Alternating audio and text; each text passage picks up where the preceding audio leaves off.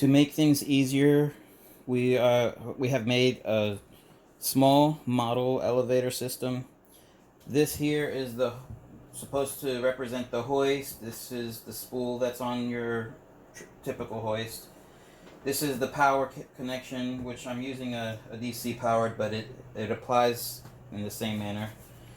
And then, of course, you have one cable coming from the hoist for power, one cable coming to your pendant. This is the pendant that we've replicated just so we can demonstrate how to look at the wiring on the back. And, of course, by default, your elevator, you can press up and you can press down, and you can manually try to set your elevator wherever you want it.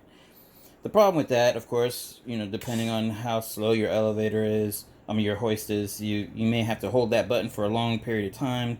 A lot of times the buttons are really clunky, and they, who wants to hold a button for 40 seconds? So what we're doing is we're going to start with just the basic install of your elevator that you should already have in place.